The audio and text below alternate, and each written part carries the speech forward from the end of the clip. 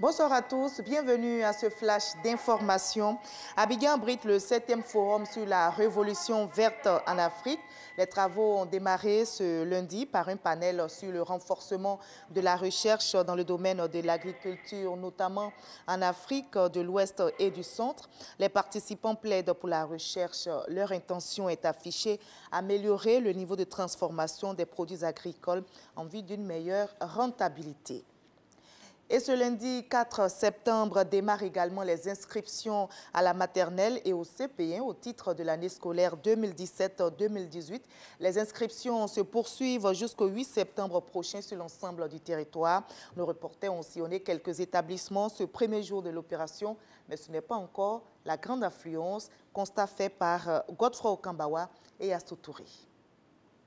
Ce lundi 4 septembre marque le début des inscriptions des enfants à la maternelle et au CP1. Dans la commune de Cocody, Cité des Arts et à l'école primaire publique Château, des parents attendent pour inscrire leurs enfants. Je suis venue depuis le matin pour faire inscrire mon petit-fils. Mais jusqu'à présent, il n'y a personne. Nous sommes assis ici, on attend. On espère que l'inscription aura lieu, mais je ne sais pas pourquoi les gens ne sont pas encore venus. On attend toujours.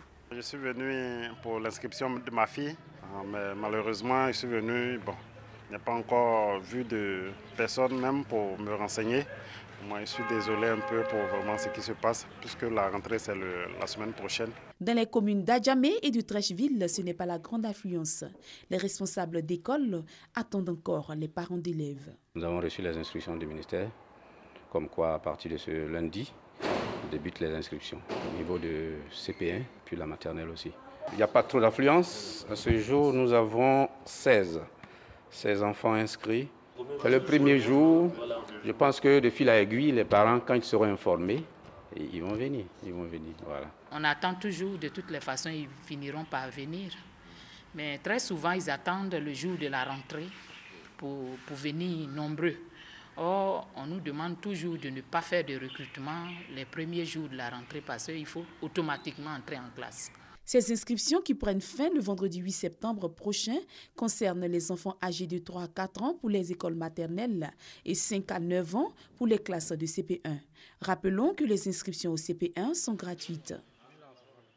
Et pendant que se déroulent les inscriptions à la maternelle et au CP1, les candidats au concours d'entrée dans les établissements d'enseignement technique et de formation professionnelle sont en composition. Les épreuves ont démarré aujourd'hui. Ils sont plus de 18 000 candidats en liste. Le secrétaire d'État chargé de l'enseignement technique et de la formation professionnelle, Touré Mamadou, a visité quelques centres d'examen pour s'imprégner du bon déroulement des épreuves.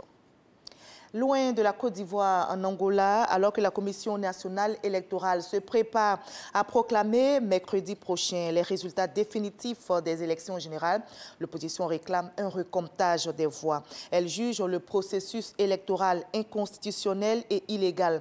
Les chefs de l'opposition menacent de recourir aux autres moyens de lutte prévus par la Constitution si leurs exigences ne sont pas satisfaites.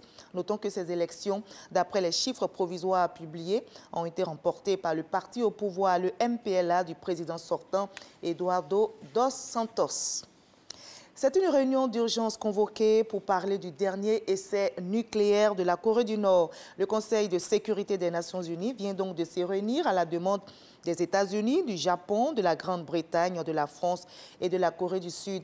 Ces derniers réclament de nouvelles sanctions. Le Japon appelle à un durcissement des sanctions contre le régime de Pyongyang.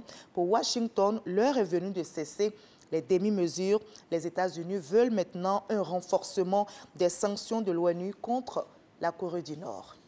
On va terminer par le sport éliminatoire mondial 2018. Les éléphants sont arrivés à Bouaké aujourd'hui pour leur match retour contre l'équipe des Panthères du Gabon qu'ils ont battu samedi dernier à Libreville 3-0. Les éléphants footballeurs affirment être confiants pour affronter avec succès leurs adversaires demain mardi au stade de la Paix de Bouaké. Sachez que l'équipe ivoirienne a été dévancée par les Gabonais qui sont arrivés hier dimanche sur place à Bouaké. On se retrouve à 20 h pour la suite de l'actualité.